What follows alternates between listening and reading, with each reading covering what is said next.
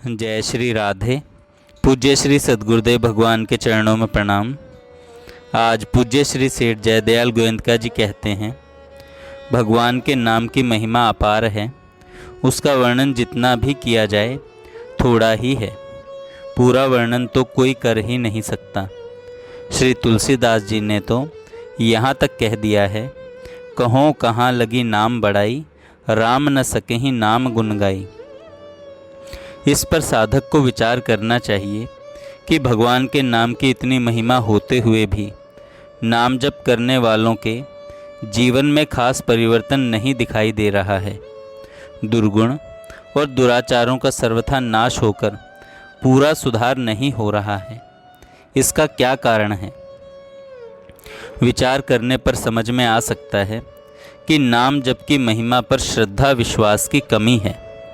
यदि उसकी महिमा पर श्रद्धा विश्वास हो तो जप करते समय सांसारिक अनुकूल प्रतिकूल परिस्थितियों, घटनाओं और पदार्थों का चिंतन, स्मरण और संकल्प नाम जप में विघ्न उपस्थित नहीं कर सकते, तथा भगवान के नाम स्मरण, चिंतन और जप में जो प्रेम की, उत्साह की और रस की कमी है, वह भी भगवान के नाम की महिमा पर पूर्ण श्रद्धा विश्वास हो जाने के बाद नहीं रह सकती, तथा भगवान में प्रेम, उत्साह और रस की वृद्धि होने पर हर एक कार्य करते हुए भी भगवान के नाम का और उसके भाव का स्मरण अपने आप बिना किसी परिश्रम के निरंतर चल सकता है।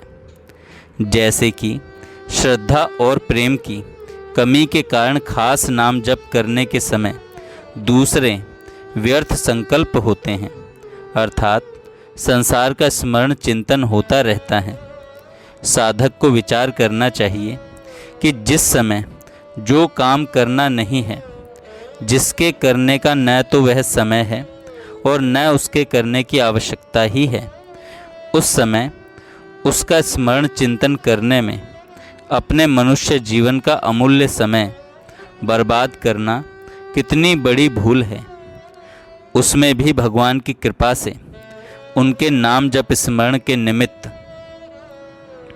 खास तौर पर जो एकांत का समय निकाला गया है, उस समय भी यदि भगवान के नाम जप और स्मरण में मन न लगकर सांसारिक चिंतन में ही लगा रहे, व्यर्थ संकल्पों का अभाव होकर प्रेम पूर्वक भगवान के नाम का जप स्मरण निश्चिंत भाव से स्वाभाविक न हो, तो भगवान के नाम की और उनके स्वभाव तथा स्वरूप की महिमा जो कुछ साधक ने सुनी और शास्त्रों में पढ़ी है, तथा स्वयं जिसका वह वर्णन करता है, उस पर साधक ने विश्वास कहाँ किया है? उस पर साधक ने विश्वास कहाँ किया है? यह सोचकर नाम स्मरण में श्रद्धा, उत्साह और प्रेम की उत्तरोत्तर वृद्धि होनी चाहिए। भगवान के नाम का महत्व समझने वाला मनुष्य उसका प्रयोग सांसारिक वस्तुओं की प्राप्ति, रक्षा या वृद्धि के लिए नहीं कर सकता, क्योंकि कोई भी समझदार मनुष्य कौड़ियों के बदले में रत्न खर्च नहीं करता। अतः यही समझना चाहिए कि सकाम भाव से भगवान के नाम का जप स्मरण करने वाला मनुष्य उसकी महिमा को पूर्णतया नहीं जानता। इस कारण उसके जीवन में जो परिवर्तन होना चाहिए वह नहीं हो रहा है। भगवान के नाम की महिमा में श्रद्धा विश्वास होने पर उसमें प्रेम होना निश्चित है। प्रेम होने के बाद उसका स्मरण स्वाभाविक न हो, यह संभव नहीं, तथा श्रद्धा विश्वास पूर्वक प्रेम से नाम का और उसके भाव का स्मरण चिंतन होने पर साधक को अपने लक्ष्य की प्राप्ति सुगमता से हो सकती है, इसमें कोई संदेह नहीं है। अतः साधक को नाम महिमा में अविचल विश्वास करना चाहिए।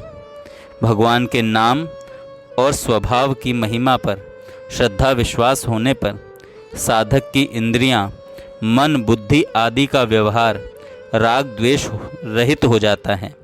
राग द्वेष रहित हो जाता है।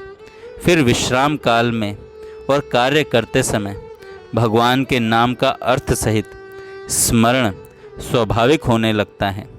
परंतु जब तक मनुष्य सांसारिक सुखों में फंसा रहता है तब तक उसका विश्वास भगवान के नाम स्मरण में नहीं होकर संसार में ही बिखरा रहता है। इस कारण वह अटल शांति को प्राप्त नहीं कर सकता।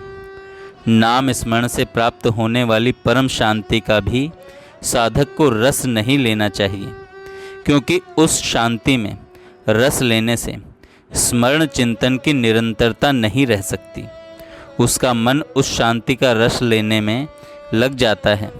इस कारण स्मरण में शिथिलता आ जाती है, प्रेम की वृद्धि में रुकावट आ जाती है। इस कारण स्मरण में स्वाभाविकता नहीं रहती।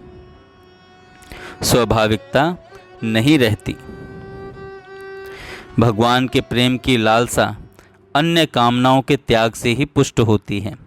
अतः कामना के नाश के लिए भगवान की शरण लेना परम आवश्यक है। नाम जप और स्मरण तथा स्वरूप के चिंतन से अंतःकरण शुद्ध होकर जब मनुष्य का सर्वत्र समभाव हो जाता है, तब फिर वह किसी का भी बुरा नहीं चाहता तथा उसके द्वारा किसी का भी अहित नहीं होता। साधक को चाहिए कि अपनी कमजोरी को और दोषों को देखकर निराश न हो। भगवान की महिमा पर पूर्ण विश्वास करके उनके शरण होकर करुण भाव से प्रार्थना करें। उनकी कृपा से समस्त दोषों का नाश होकर शीघ्र ही भगवान के प्रेम की प्राप्ति और उनका साक्षात्कार हो सकता है। इसमें कुछ भी संदेह नहीं है। साधक को चाहिए कि कभी भी परिस्थिति में अधीर और निराश न हो, हर हालत में भगवान पर निर्भर रहे और यह दृढ़ विश्वास रखे कि प्रभु मेरी आवश्यकता को अवश्य पूरी करेंगे। इस विश्वास पर उनके प्रेम की और उनसे मिलने की लालसा को हर समय जागृत रखे और उत्तरोत्तर उसको बढ़ाता रहे तथा अपने को सर्वथा असमर्थ समझकर उनसे प्रार्थना करता रहे। जय श्री राधे।